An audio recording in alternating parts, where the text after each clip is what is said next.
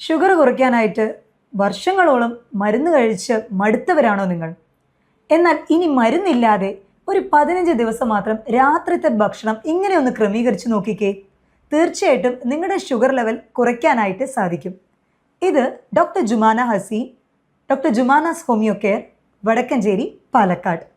പൊതുവേ diabetic ആയിട്ടുള്ളവർ type 1, type 2 രണ്ട് തരം ഡയബറ്റീസ് ഉണ്ട്. അപ്പോൾ ഒരു പേഷ്യൻ്റ് ആദ്യം വരുമ്പോൾ തന്നെ നമ്മൾ അവരോട് പ്രത്യേകം എടുക്കാൻ പറയുന്ന ഒരു ടെസ്റ്റാണ് C-പെപ്റ്റൈഡ് എന്ന് പറയുന്നത്.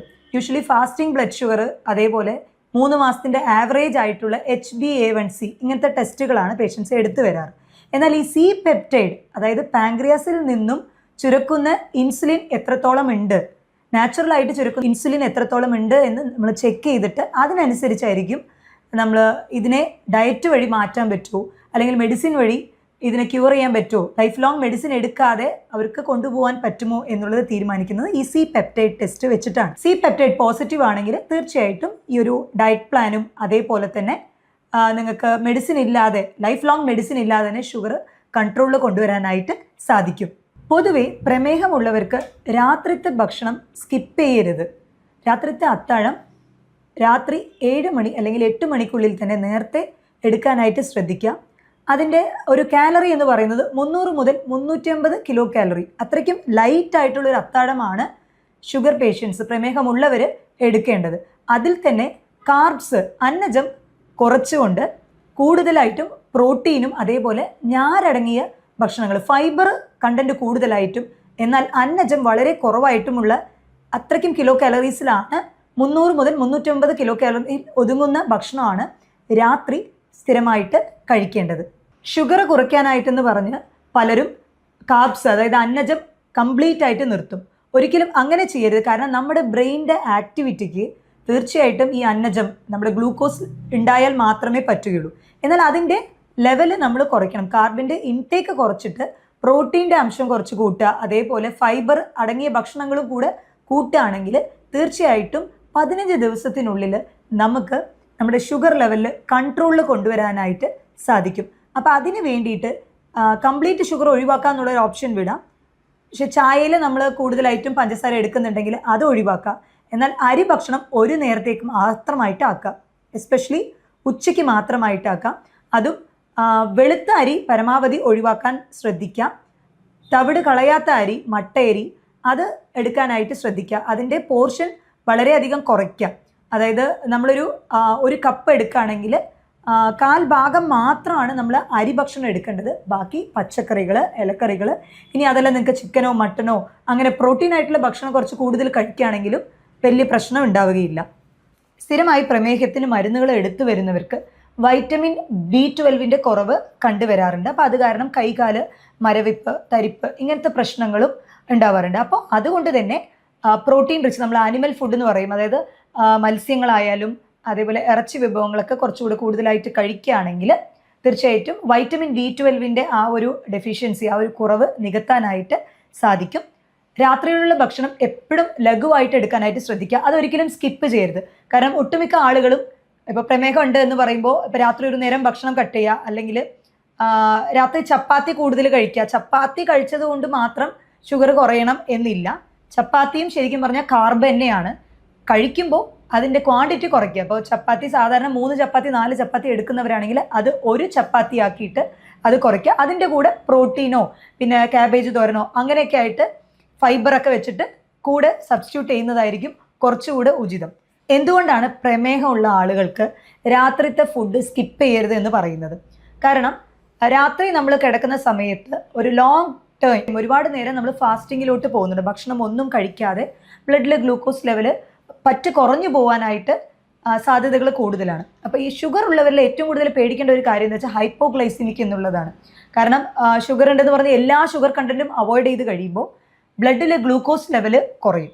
നമ്മുടെ ബ്രെയിന് ഗ്ലൂക്കോസ് ഇല്ലാണ്ട് പ്രവർത്തിക്കാനായിട്ട് പറ്റില്ല. അപ്പോൾ അങ്ങനെ വരുമ്പോൾ കൈയും കാലും വിറയ്ക്കുക, ഹൃദയമിടിപ്പ് കൂടുക, ഈവൻ സംസാരിക്കാൻ പോലും ബുദ്ധിമുട്ടാവുക, തല കറങ്ങുക, അങ്ങനത്തെ സിവിയർ സ്റ്റേജിലോട്ട് മാറാൻ സാധ്യതയുണ്ട്.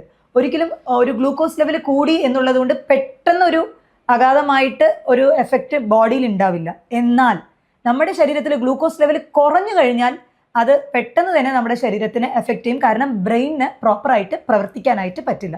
അപ്പോൾ അതുകൊണ്ടാണ് രാത്രിത്തെ ഭക്ഷണം ഒരിക്കലും സ്കിപ്പ് ചെയ്യരുത്. കാരണം രാത്രി കിടന്ന് കഴിയുമ്പോൾ ഒരു 8 മുതൽ 9 മണിക്കൂറോളം നമ്മൾ ഒന്നും കഴിക്കാതെയാണ് ഇരിക്കുന്നത്. ബ്ലഡിൽ ഗ്ലൂക്കോസ് ലെവൽ കുറയും. അപ്പോൾ മാക്സിമം രാത്രിത്തെ ഭക്ഷണം കഴിക്കണം. എന്നാൽ അത് വളരെ ലഘുവായിട്ട്. രാവിലത്തെ ഭക്ഷണമാണ് നമ്മൾ കുറച്ചുകൂടെ ഹെവി ആയിട്ട് കഴിക്കേണ്ടത്. അതായത് നോൺ വെജ് അങ്ങനെ അതേപോലെ കൂടുതൽ പ്രോട്ടീനും ഫാറ്റും കണ്ടൻറ്റുള്ള ഭക്ഷണങ്ങളൊക്കെ കഴിക്കേണ്ടത് രാവിലെയാണ്. രാത്രി അതിൻ്റെ പോർഷൻ കുറയ്ക്കുക. ഞാൻ പറഞ്ഞ പോലെ 300 മുതൽ 350 കിലോ കാലറി ഉള്ള ഭക്ഷണങ്ങൾ രാത്രി എടുക്കുകയാണെന്നുണ്ടെങ്കിൽ തീർച്ചയായിട്ടും നല്ല റിസൾട്ട് ഉണ്ടാവും. രാവിലെ എണീക്കുമ്പോൾ ഫാസ്റ്റിംഗ് ബ്ലഡ് ഷുഗർ ആണ് പകുതി ആളുകളും നമ്മളിപ്പോൾ ബ്ലഡ് ടെസ്റ്റ് ആയിട്ട് കൊണ്ടുവരുന്നത് ഫാസ്റ്റിംഗ് ബ്ലഡ് ഷുഗർ ആയിരിക്കും. അപ്പോൾ ഫാസ്റ്റിംഗ് ബ്ലഡ് ഷുഗർ എപ്പോഴും ഡിപ്പെൻഡ് ചെയ്യുന്നത് എന്താണെന്ന് വെച്ചാൽ നമ്മൾ രാത്രി കഴിക്കുന്ന ഭക്ഷണത്തിനെ ആശ്രയിച്ചായിരിക്കും. ഇപ്പോൾ രാത്രി നമ്മളൊരു ഹെവി മീൽസ് ആണ് കഴിക്കുന്നത്, ഒരു ബിരിയാണിയോ അല്ലെങ്കിൽ ചിക്കനോ മട്ടനോ അങ്ങനെ ഹെവി മീൽസ് എടുക്കുന്നുണ്ട് എന്നുണ്ടെങ്കിൽ തീർച്ചയായിട്ടും അടുത്ത ദിവസം രാവിലെ നമ്മൾ വെറും വയറ്റിൽ ചെക്ക് ചെയ്യുന്ന ബ്ലഡ് ഷുഗറിൽ സ്പൈക്ക് കാണിക്കും. അപ്പോൾ അത് മാത്രം വെച്ചിട്ട് നമുക്ക് ബ്ലഡ് ഗ്ലൂക്കോസ് ലെവൽ അളക്കാനായിട്ട് പറ്റില്ല. അപ്പോൾ അതുകൊണ്ട് തന്നെ എൻ്റെ അടുത്ത് വരുന്ന പേഷ്യൻസിൻ്റെ അടുത്ത് ഞാൻ സ്ഥിരമായിട്ട് പറയാറുള്ള ഒരു കാര്യമാണ് 3 മാസത്തിൻ്റെ ആവറേജ് ആയിട്ടുള്ള ബ്ലഡ് ടെസ്റ്റ്, അതായത് ഗ്ലൈക്കേറ്റഡ് ഹീമോഗ്ലോബിൻ എന്ന് പറയും, HbA1c, അതും കൂടെ ഒന്ന് എടുക്കൂ. അത് നോക്കിക്കഴിഞ്ഞാൽ നമുക്ക് കറക്റ്റ് മനസ്സിലാവും. അത് 6ന് താഴെയാണ് എന്നുണ്ടെങ്കിൽ നമുക്ക് ഒരു ഗുഡ് കൺട്രോൾ ആണ്, ഡയബറ്റിക് അല്ല. ഇനി 6നും 7നും ഇടയ്ക്കാണെന്നുണ്ടെങ്കിൽ ഒരു കുറച്ച് കൺട്രോൾ ഉണ്ട്, എന്നാലും കുറച്ചുകൂടെ ശ്രദ്ധിക്കാനുണ്ട് എന്നുള്ളതാണ്. ഇനി 7-നപ്പുറം വരുന്ന കേസസ് ഒക്കെ ഉണ്ട്, അതൊക്കെ ഔട്ട് ഓഫ് കൺട്രോൾ ആണ്. അപ്പോൾ അവർക്ക് വിത്ത് മെഡിസിൻസ് ഡയറ്റും കൂടെ ശ്രദ്ധിക്കേണ്ടി വരും. പ്രീ ഡയബറ്റിക് ബോർഡർ ലൈൻ ആണ് എന്നുണ്ടെങ്കിൽ തീർച്ചയായിട്ടും നിങ്ങൾക്ക് മെഡിസിൻസ് ഒന്നും എടുക്കേണ്ട ആവശ്യമില്ല കേട്ടോ. ഈ ഡയറ്റ് പ്ലാൻ തന്നെ ശ്രദ്ധിച്ചാൽ മതിയാവും. അതിനിപ്പോൾ 15 ദിവസം ഓരോ ദിവസവും നമുക്ക് അതിൻ്റെ കണ്ടന്റ് നോക്കുകയാണെങ്കിൽ ഇപ്പോൾ മില്ലറ്റ് അധികം ഇൻക്ലൂഡ് ചെയ്യാനായിട്ട് പറ്റും.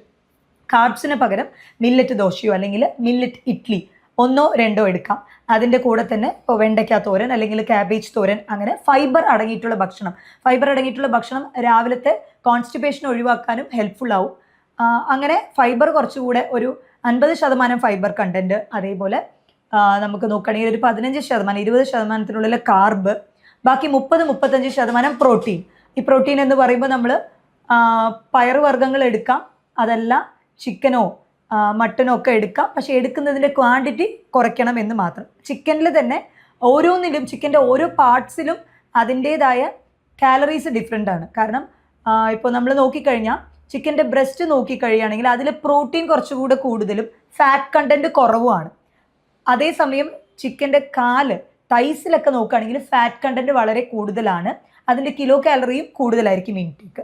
അപ്പോൾ ഓരോ ബോഡി പാർട്സും അതിനനുസരിച്ച് കിലോ കാലറീസ് ഡിഫറെൻ്റ് ആവും. അതിലുള്ള കൊഴുപ്പ് അടങ്ങിയതനുസരിച്ച് അതിൻ്റെ പ്രോട്ടീൻ ഇൻടേക്കും വ്യത്യാസപ്പെടും. അപ്പോൾ അതനുസരിച്ച് കാൽക്കുലേറ്റ് ചെയ്ത് എടുക്കുകയാണെങ്കിൽ കുറച്ചുകൂടെ എഫക്റ്റീവ് ആയിരിക്കും. നമ്മുടെ കേരളീയർക്ക് ഏറ്റവും പ്രിയപ്പെട്ട ഭക്ഷണമാണ് ഈ ഇഡലി, ദോശ, അരി ഭക്ഷണം, അതേപോലെ തന്നെ കപ്പ. ഇതിലൊക്കെ ഗ്ലൈസിമിക് ഇൻഡെക്സ് കൂടുതലാണ്. ഗ്ലൈസിമിക് ഇൻഡെക്സ് എന്ന് പറയുമ്പോൾ നമ്മൾ രക്തത്തിൽ ഗ്ലൂക്കോസ് അലിഞ്ഞു ചേരാനുള്ള ഒരു ടൈമും അതും കൂടുതലായിരിക്കും. പെട്ടെന്ന് തന്നെ അത് ഷുഗർ സ്പൈക്ക് ഉണ്ടാവും. അപ്പോൾ അങ്ങനത്തെ ഭക്ഷണങ്ങൾ രാത്രി പരമാവധി കഴിക്കുന്നത് ഒഴിവാക്കുക. അതുപോലെ വെജിറ്റബിൾസ് എടുക്കാമെന്ന് ഞാൻ പറഞ്ഞു. അപ്പോൾ ഈ വെജിറ്റബിൾസിലെ പൊട്ടേറ്റോ, ഉരുളക്കിഴങ്ങ് ഒരിക്കലും കണക്കിൽ വരില്ല. കാരണം ഉരുളക്കിഴങ്ങ് ഹൈലി റിച്ച് ഇൻ കാർബ്സ്, അതിന് ഗ്ലൈസിമിക് ഇൻഡെക്സും കൂടുതലാണ്, കാർബിൻ്റെ അന്നജം അതിൽ വളരെയധികം കൂടുതലാണ്. അപ്പോൾ അത് രാത്രി പരമാവധി ഒഴിവാക്കാനായിട്ട് ശ്രദ്ധിക്കുക. പിന്നെ ചിലർ വിചാരിക്കും ഡോക്ടറെ ഈ ഒരു 15 ദിവസത്തെ ഷെഡ്യൂൾ എന്ന് പറയുന്നത് നമ്മൾ 300 മുതൽ 350 കിലോ കാലറി പറഞ്ഞുവല്ലോ, അതായത് നമ്മൾ ഫാറ്റ് കണ്ടൻറ്റ് കുറച്ചും അതേപോലെ ഫൈബറൊക്കെ കൂട്ടിയിട്ട് കാർബ് അന്നജം കുറച്ചിട്ട്, അപ്പോൾ ഇത് നമ്മൾ കഴിക്കുന്ന ചോറോ അതേപോലെ തന്നെ കപ്പ ഈ ഭക്ഷണത്തിൻ്റെ കൂടെയാണോ കഴിക്കേണ്ടത് അതോ ഇതിന് പകരമാണോ എന്ന് പറഞ്ഞു. ഒരിക്കലും അതിൻ്റെ കൂടെയല്ല, ഇതിന് പകരമായിട്ടാണ് നമ്മൾ കഴിക്കേണ്ടത്. ഇപ്പോൾ ഷുഗർ കുറയ്ക്കണമെന്ന് ആഗ്രഹിക്കുന്നവർ ഈ അന്നജം അല്ലെങ്കിൽ നമ്മൾ ഈ അരി ഭക്ഷണം ഒരു നേരത്തേക്ക് മാത്രമായിട്ട് ഒതുക്കുക. പുട്ട് അങ്ങനത്തെ ആയിട്ട് ഇപ്പോൾ രാവിലെ എടുക്കുന്നുണ്ട് എന്നുണ്ടെങ്കിൽ ഉച്ചയ്ക്ക് അത് എടുക്കരുത്. അപ്പോൾ 1 ടൈം മാത്രം, ഒരു നേരത്തേക്ക് മാത്രം കാർബ്സ് ആയിട്ട് ഒതുക്കുക. അങ്ങനെ ആവുകയാണെങ്കിൽ തീർച്ചയായിട്ടും ഷുഗർ കൺട്രോൾ കൊണ്ടുവരാനായിട്ട് പറ്റും. ലൈഫ് ലോങ് ഈ മെഡിസിൻ എടുത്ത് നിങ്ങൾ അതിൻ്റെ സൈഡ് എഫക്റ്റ് കൊണ്ട് ബുദ്ധിമുട്ടേണ്ട ആവശ്യമില്ല. ഇനി ഇതുപോലെ ഡയറ്റ് പ്ലാൻ കണ്ടിന്യൂ ചെയ്യുമ്പോൾ നിങ്ങൾ ശ്രദ്ധിക്കേണ്ടത് നിങ്ങളുടെ ഷുഗർ ലെവൽ അളക്കുക എന്നുള്ളതാണ്. നമ്മൾ ഹൈപ്പോഗ്ലൈസീമിക് എന്നുള്ള കണ്ടീഷൻ പറഞ്ഞല്ലോ, ഷുഗർ ലെവൽ പെട്ടെന്ന് കുറഞ്ഞു പോകാൻ സാധ്യതയുണ്ട്. അതുകൊണ്ട് തന്നെ നിങ്ങൾ ഫാസ്റ്റിംഗ് ബ്ലഡ് ഷുഗർ ഇടയ്ക്കിടയ്ക്ക് ചെക്ക് ചെയ്യണം. അതേപോലെ തന്നെ ആഹാരത്തിന് ശേഷമുള്ള ഷുഗർ ലെവൽ ആഴ്ചയിൽ 2-3 തവണ അതും ചെക്ക് ചെയ്യുന്നത് നല്ലതായിരിക്കും. കാരണം ഷുഗർ ലെവൽ ഒരിക്കലും താഴെ പോകാൻ പാടില്ല. ഇൻ കേസ് നിങ്ങൾക്ക് അങ്ങനത്തെ ലക്ഷണങ്ങളുണ്ട്, തലകറക്കം, ഭയങ്കര ക്ഷീണം അനുഭവപ്പെടുക, സംസാരിക്കാൻ തന്നെ നാവ് കുഴയുക, ഇങ്ങനത്തെ ബുദ്ധിമുട്ടുകൾ ഉണ്ട് എന്നുണ്ടെങ്കിൽ പെട്ടെന്ന് തന്നെ ഒരു വീറ്റ് ബിസ്ക്കറ്റോ അങ്ങനെ ജ്യൂസോ അങ്ങനെ ചെറിയ ലെവലിൽ ഷുഗർ സ്പൈക്കിന് വേണ്ടി കുടിച്ചു കഴിഞ്ഞാൽ അതിനെ പെട്ടെന്ന് റിവേഴ്സ് ചെയ്യാനായിട്ട് പറ്റും. ഈ ഹൈപ്പോഗ്ലൈസിമിക്ക് അപ്പോഴത്തേക്ക് മാറ്റാനായിട്ട് പറ്റും. മറ്റൊരു ഹെൽത്ത് ടോപ്പിക്കുമായിട്ട് വീണ്ടും കാണാം. ഇത് doctor Jumana Haseen, doctor Jumana homeo care, Palakkad Vadakkanchery.